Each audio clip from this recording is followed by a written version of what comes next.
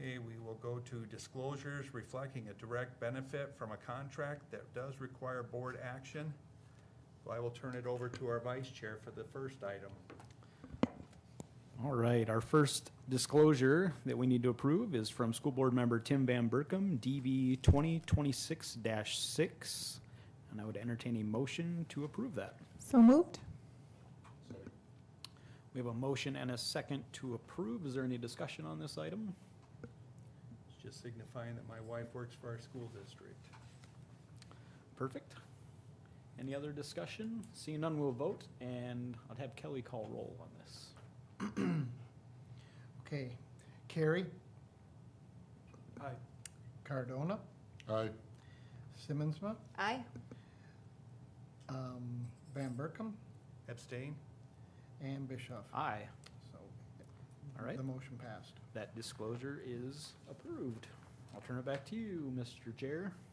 Thank you, Mr. Vice Chair. Okay, next item is School Board Member Ray Cardona, DB 2026-9. I would ask for a motion to approve this disclosure. So moved. Second? Moved and seconded. Is there any discussion? Seeing none, Kelly, will you call roll, please?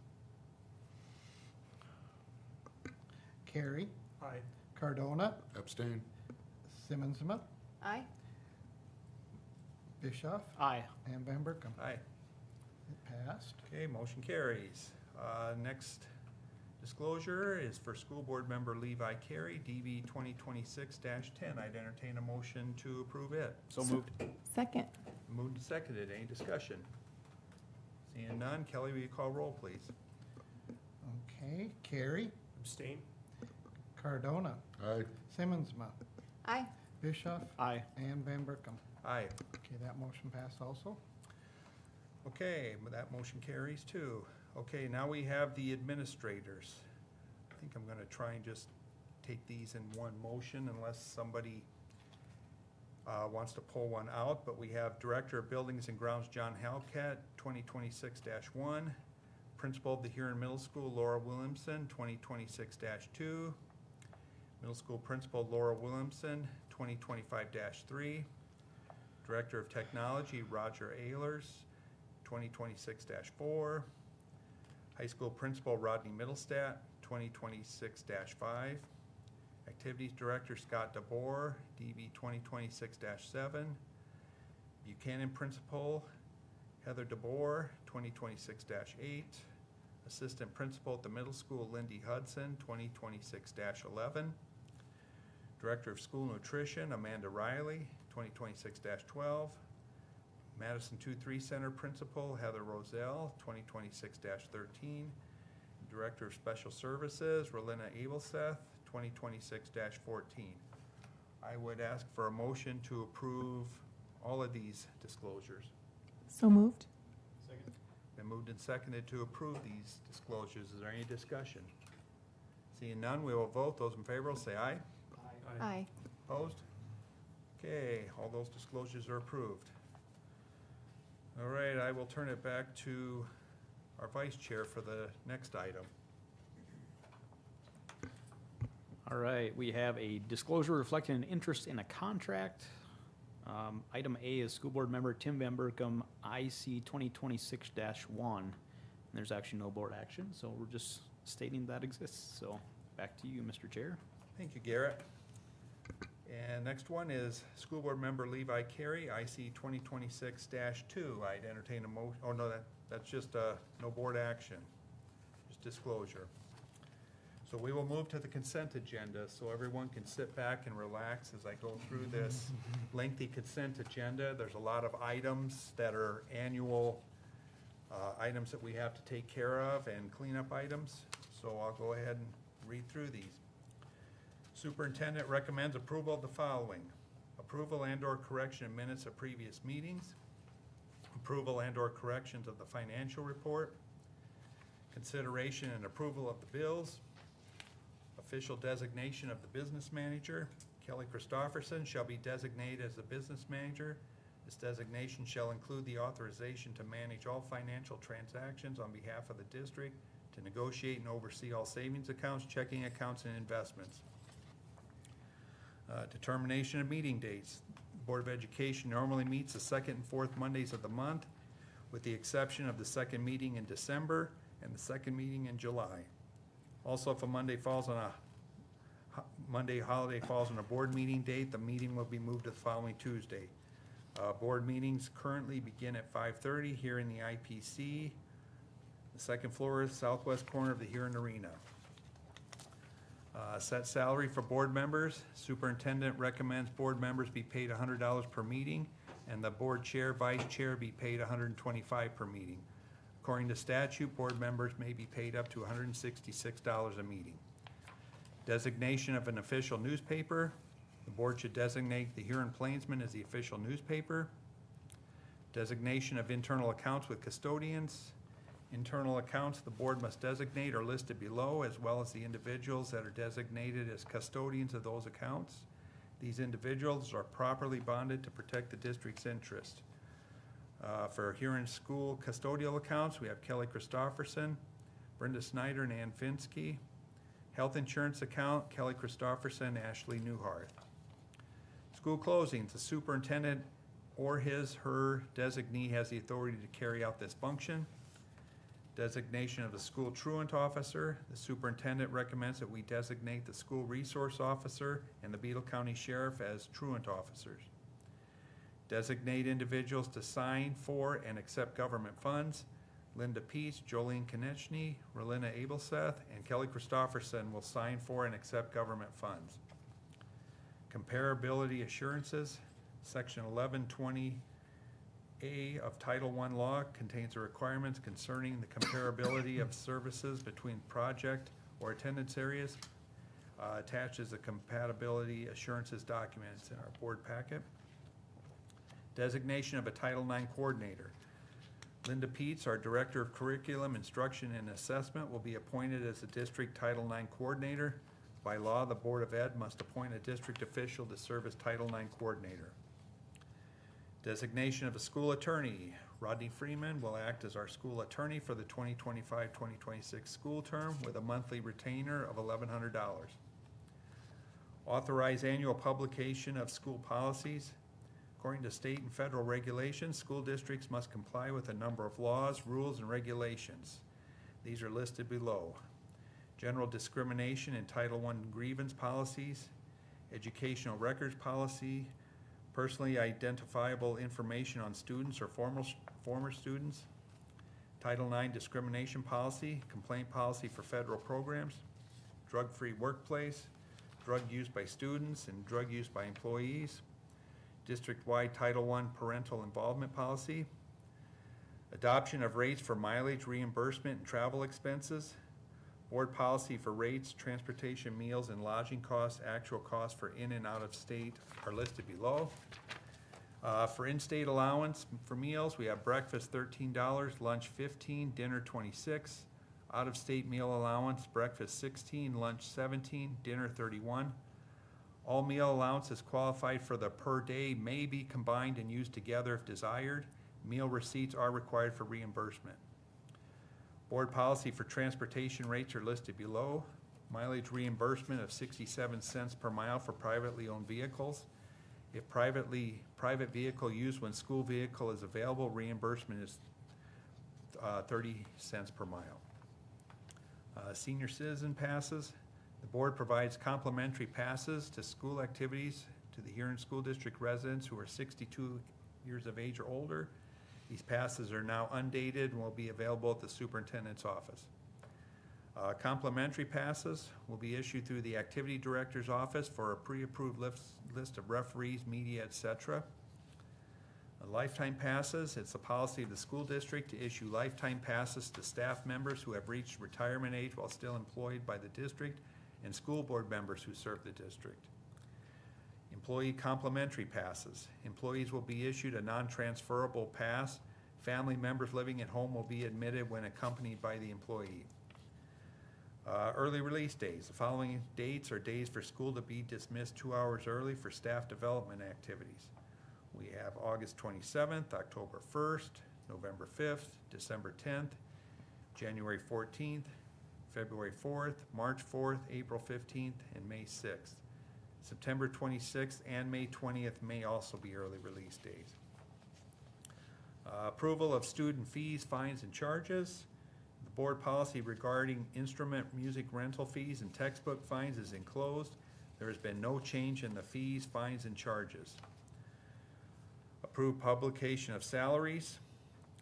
Attached, find the list of salaries of the employees of the Huron Public Schools. The board needs to approve the official publication of this list. We have 7 new hires to our district that require board approval to be covered by our workman's compensation plan.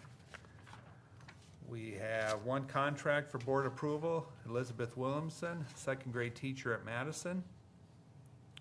We need adoption of supplemental budgets for general fund, capital outlay fund, and the special education fund. Designation of official depositories for school district funds. American Bank and Trust will be our bank for the 2025-2026 school year. Huron Area Education Federal Credit Union for the scholarship fund. The Activities Office is asking for a $1 price increase for home athletic and fine art event tickets for students and adults. We're also asking for a correlational 20% price increase to season activity passes. This increase will put us at or below the majority of ESD schools for similar ticket and pass offerings. It also allows us to absorb fees associated with adding a digital pass option at our events. This addition can help streamline our admission process and provide functional data regarding our fan engagement. The following community members will assist packing grab-and-go meals for the nutrition department: Deanne Ness and student Mube So. We have a memorandum of agreement between the Huron School District and Baylor University. Updated agreement language. Chamber request for use of school district bus. The Huron Chamber and Visitors Bureau has submitted a request to the board for use of Huron Public School bus for citywide transportation during the state fair from August 28th through the 31st. The bus will have a designated route from the fairgrounds to the former Huron Mall. It would run Thursday through Sunday from 9 a.m. to 11:15 p.m.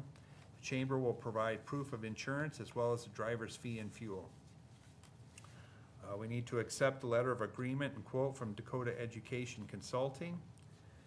Have an advertising agreement between the Huron Arena, at Huron Arena and Tiger Stadium from Vision Care Associates. An advertising agreement at the Huron Arena from Midco. And an advertising agreement at Huron Arena and Tiger Stadium from Dakota Land Federal Credit Union. That is our lengthy consent agenda in its entirety. We can pass it with one motion, or if any board member would like to pull any item out for further discussion, they may certainly do so. Move to approve consent as presented. Been moved and seconded to approve the consent as presented. Is there any discussion? Seeing none, we will vote. Those in favor will say aye. Aye. Opposed? Okay, that lengthy consent agenda is approved. Now I will turn to Dr. Steinhoff so he can celebrate the successes in our district. Thank you, Chairman Van Berkom. Good evening, everyone. Congratulations to the high school wrestlers, including juniors Carter Nelson, Tegan Leon, and Lucas Chaparro, who represented South Dakota in AAU Scholastic Wrestling Duels in Fort Lauderdale, Florida, several weeks ago. Approximately 150 teams took the mat in the folk-style duel tournament. Congratulations to Annie Van Wy, a teacher at Buchanan K-1, on her marriage to Sheldon Strout on July 3rd. Congratulations to boys head tennis coach Tim Hedblum on his nomination for the Spring Coach of the Year by the South Dakota High School Coaches Association. And congratulations to former head girls tennis coach Rachel Carey on her nomination for Fall Coach of the Year by the South Dakota High School Coaches Association. And thank you this evening goes to Mrs. Darla Helpcat for her precision, persistence, and adaptability in drafting and modifying the board agenda and the entire board packet. The continuity of our meetings would not be possible without her. That concludes our celebrations this evening. She does great work. Amen. Yes, thank you, Darla. Okay, moving into board reports. Our first report will be Kelly with his business manager's report. Okay, for the first item I have is the general fund report. We are 100% of the way completed with the budget. So far, we've collected $26,881,000 in the general fund, or 97% of the budgeted revenue. This compares to $26,357,000 at this time last year. I'll expand on that number in a little bit. That's not a final number. On the expenditure side of things, the district has expended $28,580,000, or 102% of budgeted expenditures. Last year at this time, we had expended $27,728,000, or 102% for that same period last year. At this time, it is too early to know exactly what our fund balance will be on June 30th, 2025, but preliminary numbers look like the expenditures will for sure exceed revenue, as we expected. We still have our accounts receivable to put on the books. That's why our revenue is going to go up a little bit. So we ended last year with $3.7 million in fund balance, and I'm going to report that's probably going down a couple $100,000 this year. I was able to look at these numbers more in depth today. So this part isn't in your written report because it just got completed today. But as you can see, our revenue and expenditure numbers above in the general fund, the expenditures are exceeding the revenue by $1.7 million. We typically will have about $750,000 of accounts receivable that we can put on there. So our shortfall is going to be in the neighborhood of $950,000.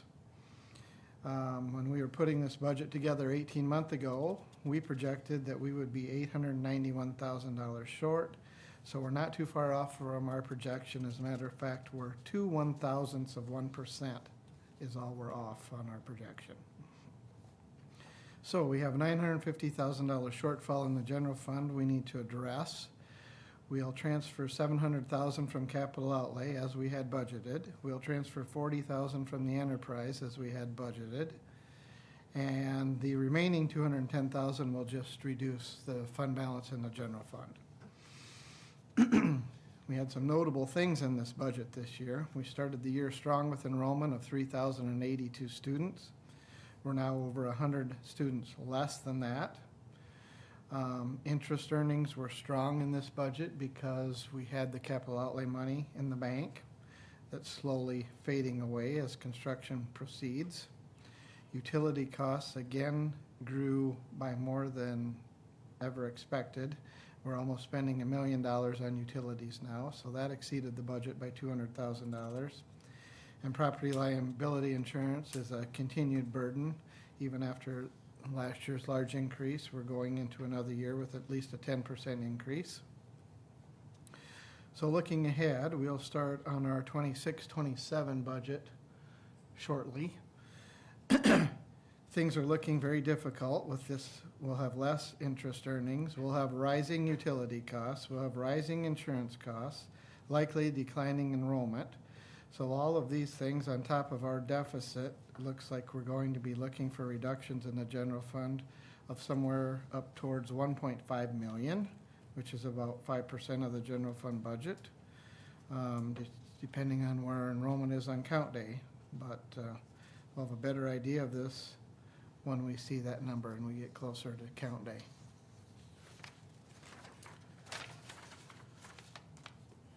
For the construction update, on the high school addition, work is continuing on schedule. A lot of the underground electrical pipes and concrete flooring is done. Roofing is done on the new addition, and they're starting on the site work. Some of the next things you'll see is the building getting enclosed with some door frames and doors. The interior walls are going up. Then the mechanical rough-ins and electrical rough-ins and plumbing rough-ins are all in progress, and site work continues. As far as the scoreboards, the new thing I have to report is the Tiger Stadium scoreboard itself is physically installed. We still have to get the power and the data to that new scoreboard. The middle school boilers have arrived. They're set in place, and they are working on making all the connections on those boilers. The middle school roof replacement is underway. That is the one part of all the projects that might not be up, keeping on schedule, but they're working hard at it and trying to find a way to get it on schedule. When they're done there, they'll move over to the high school roof and replace that part of the project. Renovations have been taking place in the fax room in the high school and the music rooms. All the demolition is complete, and they're starting to put the rooms back together. We couldn't find a way to do the high school kitchen complete remodel this year. I mean, the main kitchen where we cook the kids' meals. Our goal this summer is to try and get the walk-in cooler and the freezer replaced, and then we'll have to come back around next summer with another bid to do the rest of the kitchen remodel. And I guess that is my report, unless there are any questions. Is that just a timing issue that we can't get that done, or? That is the part of the project that we thought we could do without an architect. Okay. And the main problem there is the exhaust hood the current exhaust hood is too low to accommodate any modern kitchen equipment. So a new exhaust hood is needed, and that leads to a makeup air unit that sits on the roof that is too heavy for the structure of the high school. So we had to get architects and engineers involved to make a plan to strengthen the roof over the kitchen to hold all the new equipment so that we can put the exhaust fan in and then proceed with the new kitchen equipment. So Okay, that's what happened. thank you. Any other questions for Kelly? No question, just a comment. I did get to walk through and peek in some of the rooms, and it's looking fantastic at the school, and I walked by the scoreboard several times. It is up, it looks beautiful. So Ruth was out there busy in the hot heat, working on getting all the electrical stuff connected, but it's very exciting to see the progress, so looks It good. is exciting. All right, thank you, Kelly. I'll turn over to Dr. Steinhoff for his superintendent's report. Thank you again, Mr. Chairman. My report starts this evening with the annual review on bullying. So an annual report on bullying in the district is a component of our policy JFCD, which is labeled bullying. The Huron School District Bullying Prevention Data Collection is included in the board packet. This year, we encountered 51 alleged incidents, and I have one of those. The number is 10 of those allegations were founded. Last year, there were 34 allegations and 19 of those were founded. And in 22-23, 33 allegations happened with 10 of those being founded. So the district will continue its commitment to maintaining a constructive, safe, and bully-free school climate that's conducive to all students, educational opportunities, and which fosters an environment in which all students and staff are treated with respect and dignity. The two other items I have is, the first one, Mr. Middlestead, Mrs. Konechny, and I met in June with superintendents and several staff members from Woolsey Wessington, Sanborn Central, and Hitchcock Tualatin to review the collaborative CTE class schedule for this school year and to answer questions regarding the first year of shared programming amongst the 4 districts. We will rotate and share the mobile meat cutting lab, the mobile small engines lab, and the students will attend CTE classes in Huron from their respective schools. We are going to meet one more time in August to ensure everybody is ready for the start of the year and for the first time that we'll have students from other schools joining our kids. And my last item is not a great one. So here it goes. We received notification on June 30th from the U.S. Department of Education that Title 2A, 3, 1C, and 4 would be frozen, with the freeze taking effect the next day, July 1st. The total of funds frozen for the Huron School District is $763,057. I contacted Dr. Graves, as South Dakota Secretary of Education, and asked if he had any updates he could share with me regarding the frozen funds. He did not have any answers, but explained there are 3 similar scenarios he's experienced recently. This has happened with leftover ARP ESSER funds, the Institute of Museum and Library Services, and the Historical Preservation dollars. All these funds were frozen, similar to how our title funds are frozen by the federal administration, and then they were later released. 2 of them were released in 4 weeks, and the third one taking 3 months to be released. I understand today that there are some states that have already filed a lawsuit against the Department of Public Education, asking them to release those funds. I contacted Senator Rounds and Thune, as well as Representative Johnson, and expressed my frustration with the timing and the decision to freeze the funds. As I explained to them, we cannot make these cuts on a 24-hour notice, given that we were alerted on June 30th that the funds would be frozen on July 1. As a school district, we issue contracts for the upcoming school year in the spring, and we are bound by South Dakota law to uphold those contracts regardless of whether the title funding is frozen or not. Additionally, the delay is causing disruptions, fear, and affecting the Huron School District's ability to plan for the upcoming year. I asked them for their help and am hopeful they will make the decision based on what is best for the students in Huron, across South Dakota, and the United States. This freeze feels like an attack on public education and is very disappointing. The students are the future. We must never underestimate our moral imperative to do what's best for kids. They will be tomorrow's military, tomorrow's workforce, and tomorrow's leaders. We will eventually depend on them. We'll all eventually rely on their success. Therefore, we must advocate for their futures as if our very lives depended on it.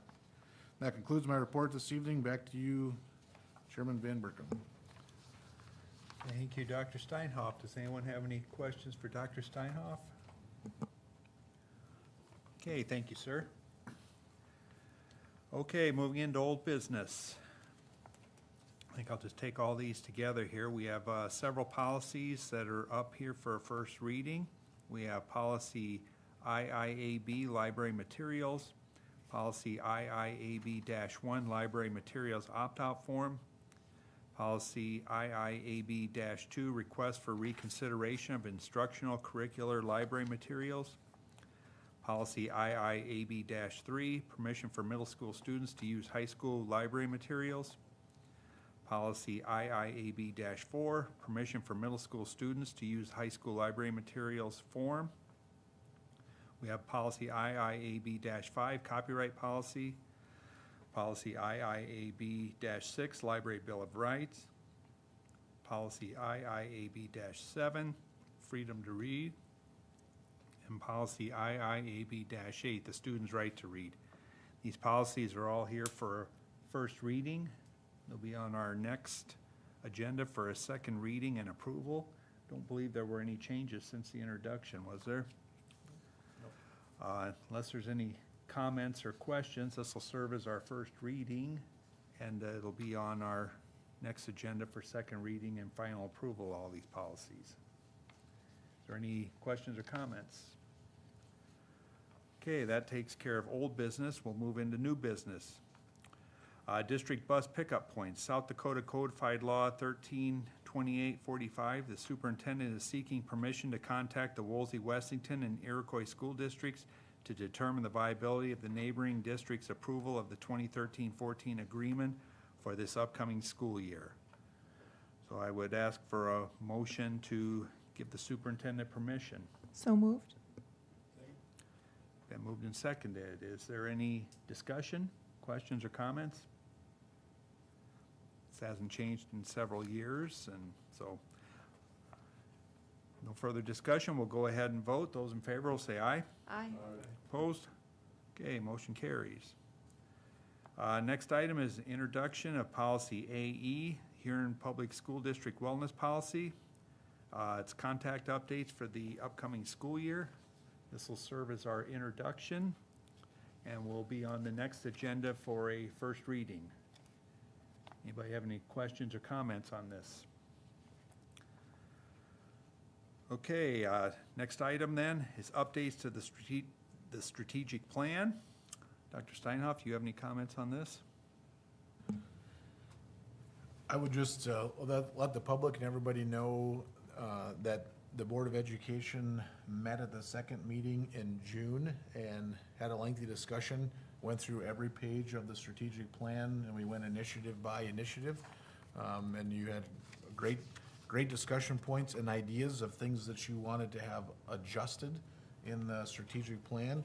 And those are included in this piece. There were 2 items I emailed out to you that I don't think should be part of the strategic plan, but should be part of our board goals in terms of getting to that part of the strategic plan. But I would also state that with our updated plan of working with Tom Oster and resurveying, that, you know, we anticipate that there may be bigger changes coming with our strategic plan for the next couple of years, and this may or may not finalize the plan that we have, that we've been living with for the last, well, this will be the 4th year of it.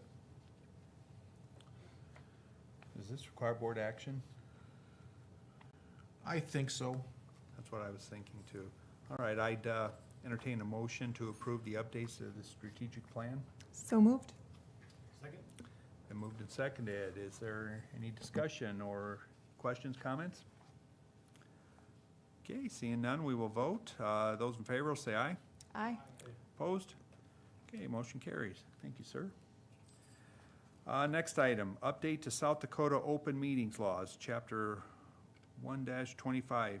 Any agency is defined in codified law 1-26-1 or political subdivision of this state that is required to provide public notice of its meetings pursuant to codified law 125-1.1 or 125-1.3 must annually review the following during an official meeting of the agency or subdivision.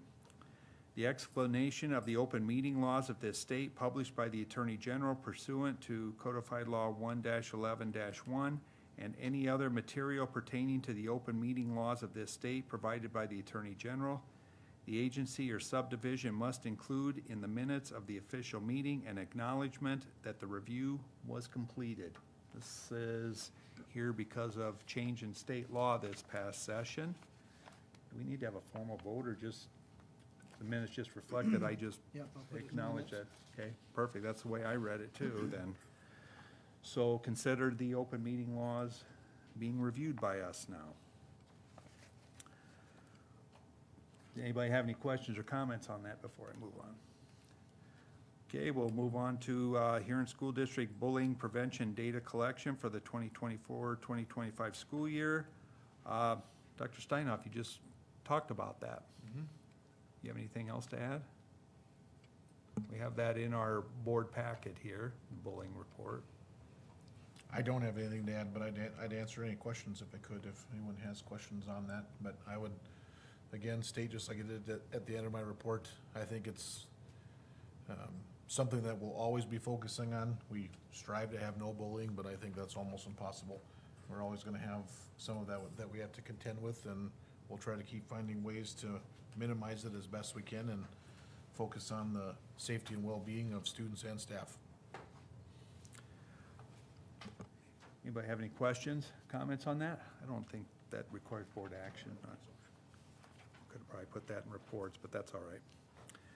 Okay, moving on to the next item. Introduction of policy GCA-1, qualifications and contracts for administrators. You have any comments on this policy? It's in our board packet here. It's here for introduction. Looks like it's just changing some couple language things, ESL to English Learner Program, and then adding transportation in there. You covered it. Okay? Unless there's any questions or comments, this will serve as introduction and be on our next agenda for first reading. Next introduction policy, policy GCB-1, professional staff contracts and compensation plans for administration. That is also in our packet. It looks like it's, the only change I see is changing English as a second language to English Learner Programs. This will serve as introduction and be on the next agenda for first reading. And we have policy GCA-20, professional staff positions for English learners, director, introduction. Same thing, it's just changing some wording, coordinator to director, ESL to EL director, a few other highlight items in it. This will serve as introduction. Unless anybody has any questions, this will be on our next agenda for first reading. Next is policy GC-20, interpreting services. Introduction, same thing, we're changing the name ESL to EL, mainly just language changes on that. This will also serve as introduction and be on the next agenda for first reading. Then we have policy GDA 26, support staff positions. Same thing, just changing ESL to EL. Be on the next agenda for first reading. Policy JA, handbooks. Similar thing, this is serving as an introduction. Handbooks for students for EL, SPED, coaches, etc. Just changing ESL to EL and taking out TAP. Unless there's any questions or comments, I'm going through these kind of fast. Go ahead and stop me if anybody has a comment. But be on the next agenda for a first reading. Okay, section L, request approval of open enrollments. We're going to take these one at a time. We'll take OE 2025-7. The superintendent is recommending this one be approved. So I would entertain a motion to approve OE 2025-7. So moved? Been moved and seconded. Is there any discussion? Seeing none, we will vote. Those in favor will say aye. Aye. Opposed? Okay, motion carries. Next one, OE 2025-08.